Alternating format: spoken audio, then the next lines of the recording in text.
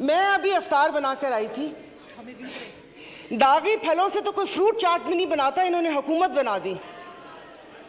क्या आप हो जो शुक्रिया स्पीकर साहब।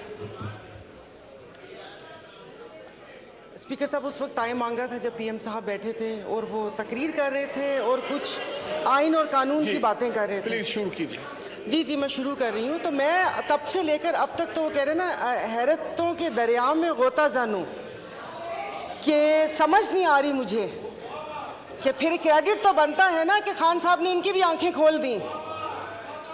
तो फर्क क्या रह गया कि कुछ अरसा पहले इदारों पर उंगलियां उठ रही थीं, उन पे सवालात उठ रहे थे, आज ये अदलिया पर उंगलियां उठा रहे हैं।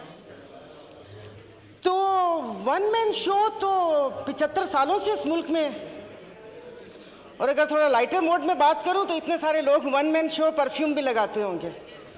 क्या पार्टी में वन मैन शो नहीं होता? तो पूछना मुझे, मेरे 2-3 सवालात हैं। पूछना ये था कि यह वन मैन शो के नहीं होगा, क्या ये सिर्फ अदलिया की हद तक होगा या इसका इतलाक बाकी इदारों पर भी होगा? यानी कि आप हालात उस नहज तक लेकर जा रहे हैं कि नाउज़ुबिल्लाह फिर चीफ ऑफ आर्मी स्टाफ भी ना हो, सारे जनरल चीफ हों, एक उनका फैसला नहीं होगा। मुईशत तो तबाह कर दी, अब हाथ धोकर इदारों के पीछे पड़ गए हैं। इन 75 सालों में जो बारियां लगी उनमें इनको ख्याल किसी चीज़ का नहीं आया। अब जब बात अपने पर आई तो फिर इनको इदारों की खामियां भी दिखना शुरू हो गई। जो आवाम मर रही थी और जो इंसाफ का जो क्या कहते हैं कितने नंबर पर चला गया, कहाँ से कहाँ तक, तब ख्याल नहीं आया।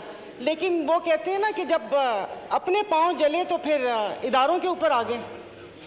और उस वक्त से मुझे सिर्फ एक बात पूछनी है कि ये जो ऐवान है, ये अवाम का ऐवान है या इनके मसाइल हल करने की जगह है? ये कल भी जब ये स्पीच हुई थी, आपने ज्वाइंट सेशन बुलाया था, मैंने कहा शायद इस बाबरकत महीने में जो अवाम सहर व अफ्तार की लज्जतों से महरूम है, उस महंगाई में पिस रही है, शायद उसकी बात होगी। लेकिन वो लग रहा है जैसे कोई घिसी पिटी कैसेट वापस से लगा दी, और मतलब जैसे हम इस मुल्क के शहरी नहीं हैं या यादाश्त कमज़ोर है कि जो हमें पता ना हो कि यहाँ पर तोशा खाना का तो जिक्र हुआ लेकिन हार का जिक्र करना भूल गए। जब केस की बात हुई तो आप इनसे ये तो पूछें कि यूसुफ रज़ा गिलानी साहब के पिटीशन दायर किसने की थी? वो भी इन्होंने की थी। बड़े मियाँ साहब काला कोट पहन कर गए थे। और दूसरा हंसी भी आ रही थी और तरस भी आ रहा था कि उन्होंने एक बात की कि अल्लाह पाक हमारी आसानियाँ दूर करें। पीछे बैठे हुए पटवारी नहीं समझिएगा, पंखे फैन, उन्होंने कहा आमीन। सुना ही नहीं कि अल्लाह पाक आसानियाँ दूर करे। और दूसरा, आपने साले मोहम्मद को बोला तशरीफ़ रखें, पीएम साहब बैठ गए, तो कितने मासूम हैं। तो यहाँ पर कोई ऐवान पे अवाम की बात करनी चाहिए। स्पीकर साहब, मतलब चीज़ें हाथ से जब फिसल जाएंगी तो फिर ये नुकसान पाकिस्तान का होगा। यहाँ पर मेरे ये इस तरफ बैठे वालों को ये खौफ था, जिसका वक्तन फ़वक्तन इजहार भी किया गया, कि वो आ गए तो इनको नहीं छोड़ेंगे। उधर ये खौफ था कि अगर मैं अदालत चला गया तो ये मुझे, जेल चला गया तो ये मुझे मार देंगे। तो इस खौफ में तो गलत फैसले होते हैं। बहुत साल पहले कहा था हम इधर तुम उधर, और आज कह रहे हैं या हम या तुम। ये तो इनके बका की जंग है। और अगर अफवाजे ये एस्टेब्लिशमेंट के लिए कहा था कि 2018 में रिगिंग करके उनको लाया गया, स्पीकर साहब आपकी तवज्जो जी, तो बकौल इनके कि वो मुसल्लत किया, तो फिर हम अपना लहू किन के हाथों पे तलाश करें? किन के हाथों में अपना लहू तलाश करें? मतलब जो लाने वाले थे इन्होंने छोड़ दिया उनको, यानी कि वो नेक्स्ट टाइम भी वो कोई ऐसी गलती करें और इस मुल्क के ऊपर ऐसी चीज़ें मुसल्लत हों तो इन्होंने छोड़ दिया। तो मेरे ख्याल में कि जो अगली बारी है वो दूसरे इदारे की है। और बाकी अगर यहाँ से वहाँ गए तो वहाँ पर भी उनकी ही मदद शामिल थी, मैं बोल रही हूँ। और अफसोस इस बात का है कि मैं अभी अफ्तार बनाकर आई थी, दागी फलों से तो कोई फ्रूट चाट भी नहीं बनाता, इन्होंने हुकूमत बना दी। तो इनकी किसी बात के ऊपर कोई बिल, कोई चीज़ हमारी मुखालफत है, मैं इस चीज़ को नहीं करूंगी, भले वो किसी की इज्जत और तकरीम का बिल आए या ये बिल आए। और दूसरी बात स्पीकर साहब, यहाँ पर असेंबली ही पूरी नहीं है, आपकी 228 की स्ट्रेंथ ही नहीं है, तो कानून साजी कैसे होगी? इस कटी फटी लुटी फुटी असेंबली से आप ये कानून साजी करेंगे? तो बाकी बस ये कि एक्सपंज बहुत सारी चीज़ें करने वाली थी जो नहीं हुई, ये पूरे के पूरी असेंबली को एक्सपंज कर देना चाहिए जो यहाँ पर बैठे हुए हैं। तो मैं इसकी मुखालफत करती हूँ, मेरी प्लीज़ पूरी बात सुन लीजिएगा। मैं बहुत देर से बैठी हुई थी, ये सब लोग अपनी नींद वींद पूरी करके इफ्तार करके आए हैं, हम लोग यहाँ पर बैठे हुए थे अपनी बारी का इंतज़ार करने के। खुदारा कि उस पर ना वो करें।